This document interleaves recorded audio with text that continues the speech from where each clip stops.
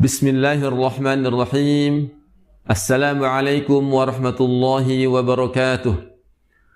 Alhamdulillahi rabbil alamin. Wassalatu wassalamu ala nabiyyina Muhammadin wa ala alihi wa ashabihi wa man tabi'ahum bi ihsanin ila yaumiddin wa ba'du. Pemirsa MPM TV, pencinta Quran dimanapun Anda berada,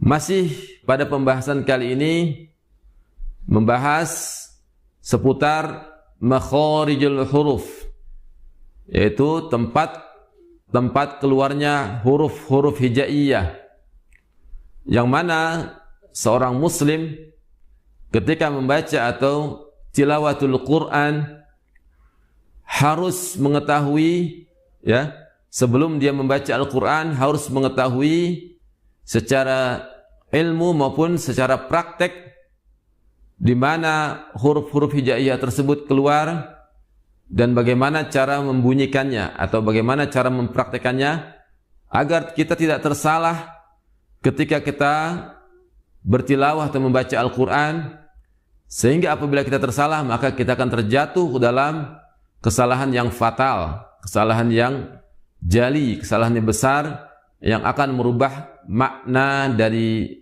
kata atau ayat di Al-Quran yang kita baca tersebut. Maka dari itu kita harus mempelajari dengan sebaik-baiknya seputar makharijul huruf. Ahad yang lalu atau pekan yang lalu kita telah membahas dua tempat keluar huruf. Yang pertama pangkal lidah yang paling belakang, ya, yang terdapat huruf qaf dan juga terdapat huruf kaf. Perbedaan sedikit dengan huruf qaf dan kaf. Untuk huruf qaf yang paling belakang kita keluarkan huruf tersebut, sedangkan huruf kaf agak maju sedikit dan sifatnya pun berbeda. Kemudian yang ketiga adalah yang keluar dari lidah bagian tengah pada posisi langit-langit bagian atas. Kita masih membahas di al-lisan, ya, atau lidah. Pembahasan kali ini yang ketiga, yaitu lidah bagian tengah pada posisi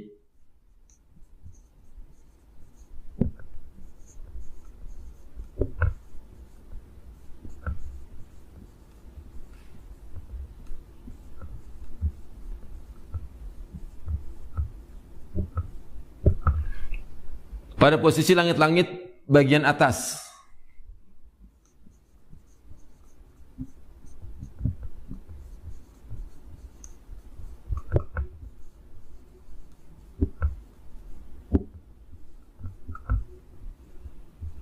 Terdapat tiga huruf yang keluar dari tempat tersebut. Ada huruf jim, shin, dan ya.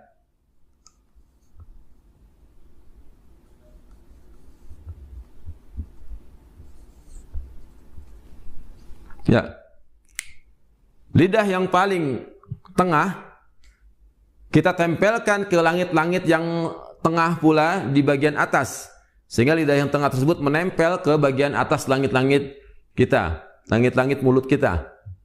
Maka akan keluar tiga huruf tersebut, yaitu huruf jim, shin, dan huruf ya. Kita praktekkan.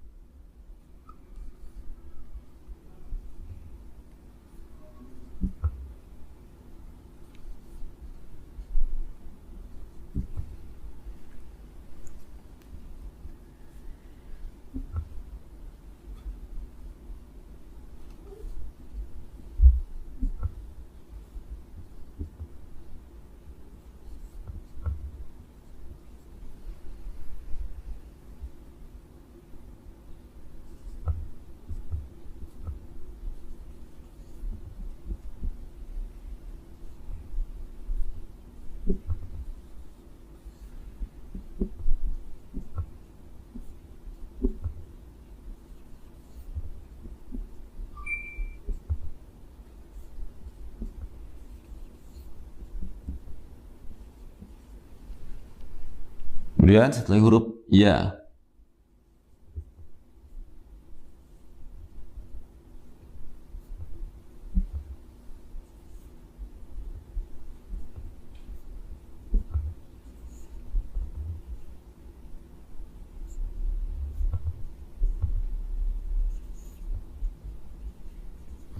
Ya, ketiga huruf tersebut keluar dari langit-langit bagian tengah, lidah bagian tengah, bertemu dengan langit-langit bagian tengah yang atas.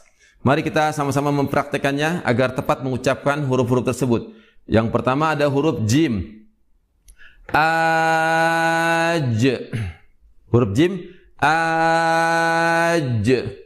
Ajja. Aji. Aju. Kita rasakan ya. Huruf jim itu keluar dari lidah yang tengah menempel ke langit-langit yang atas. Aja, aji, aju. Kemudian huruf shin sama dengan huruf jim pula. Kita tempelkan lidah yang tengah kita ke langit-langit atas. Ash, asya, ashi, ashu. Kemudian yang terakhir huruf ya. Ai, ayya, ayyi, ayyu. Ya, tiga huruf tersebut keluar dari lidah bagian tengah menempel ke langit-langit bagian atas. Ya, kemudian berikutnya ada huruf dod. Huruf dod, ya, huruf dod yang keempat. Terdapat huruf dod. Huruf dot itu keluar dari salah satu tepi lidah atau keduanya.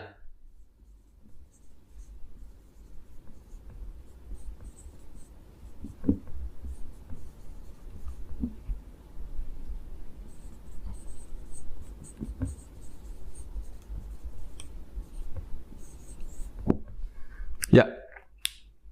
Menempel dengan gigi geraham.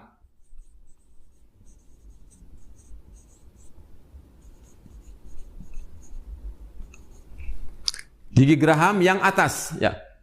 Yang keempat adalah huruf dod yang keluar dari sisi lidah kita ataupun kedua lidah kita yang kita tempelkan ke gigi geraham atas. Maka kita akan mengeluarkan huruf dod, ya. Perhatikan huruf dod ini salah satu huruf yang tebal atau dalam istilah ilmu tajwid huruf tafkhim atau isti'la, huruf dod. Kita praktekkan huruf dod.